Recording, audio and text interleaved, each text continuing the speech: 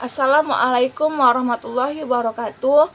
Saya Laila Maharani Nasution dari PGMI 3 semester 7, di mana di sini saya ingin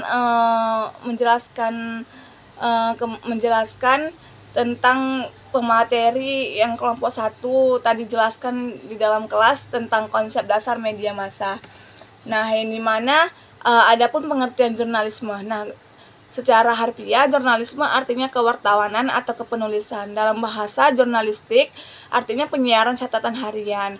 Kata dasar jurnal artinya laporan atau catatan atau jour dalam bahasa Prancis yang berarti hari.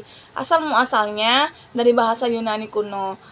Nah, jadi adapun pengertian dari jurnalistik. Jurnalistik berasal dari kata jour dalam bahasa Prancisnya itu berarti catatan atau laporan harian. Secara sederhana, jurnalistik diartikan sebagai kegiatan yang berhubungan dengan pencatatan atau pelaporan setiap hari. Nah, menurut Ensiklopedia Indonesia, jurnalistik adalah bidang profesi yang mengusahakan penyajian informasi tentang kejadian dan atau kehidupan sehari-hari. Terus ada sejarah media massa.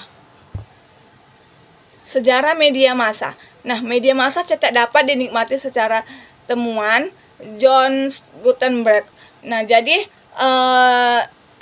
penyempurnaan mesin cetak oleh Gutenberg di Jerman sejak tahun 1455 mempermudah mencetak karakter alfabet untuk disusun dalam bentuk pesan-pesan yang diinginkan.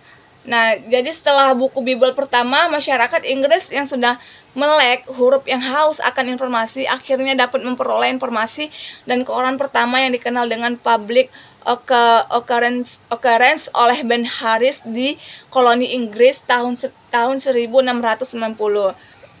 Nah,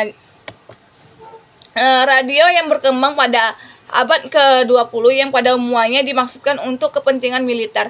Televisi terutama sangat berbeda karena ia menggabungkan suara, gambar, dan gerak. Philo Farnsworth menciptakan tabung yang memuat gambar bergerak untuk transmisi siaran langsung pertama tahun 1927.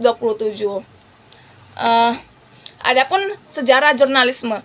Nah, sejarah jurnalisme pada umumnya itu menyebutkan tonggak sejarah jurnalisme berawal dari Romawi kuno, di mana pada zaman itu terdapat pengumuman kejadian sehari-hari diterbitkan dalam bentuk gulungan disebut dengan Acta Diurna yang diterjemahkan bebasnya catatan harian.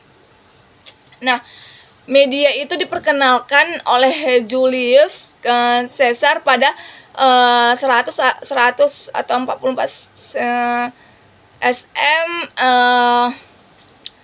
Terlepas dari versi sejarah di atas, jurnalisme semakin berkembang sejak seorang bangsa Jerman bernama Johannes Gutenberg menemukan mesin cetak pada tahun 1440. Adapun sejarah jurnalistik. Nah, banyak ilmuwan yang berpendapat bahwa Nabi Nuh adalah orang pertama yang melakukan pencarian dan penyampaian berita, sehingga dapat diasumsikan bahwa Nabi Nuh adalah wartawan pertama di dunia. Peristiwa yang dianggap ada kaitannya dengan sejarah jurnalistik adalah catatan peristiwa kerajaan Romawi zaman Raja Imam Agung yang selalu menyuruh orang membuat catatan tentang segala kejadian penting. Nah, sejarah jurnalistik Indonesia pada abad 20 ditandai dengan munculnya media prijaji yang didirikan oleh dan modal orang Indonesia, yaitu Tirto Hadirsuryo untuk bangsa Indonesia. Nah, peranan jurnalistik dan media massa dalam kehidupan sehari-hari. Peran jurnalistik yang pertama itu ada sebagai pelapor atau informer, yang kedua sebagai penafsir, yang ketiga sebagai wakil dan publik, yang keempat jurnalistik harus mengkritisi atau kebijakan atau tindakan, yang kelima pembuat kebijakan dan advokasi.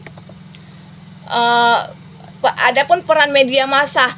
Nah, dalam Undang-Undang Nomor 40 Tahun 1999 tentang Pers, media massa berfungsi untuk menginformasikan, mendidik, menghibur, dan pengawasan sosial, pengawas perilaku publik, dan penguasa. Pengaruh media massa meliputi 3 aspek. Yang pertama itu ada aspek kognitif, ada afektif, dan konatif.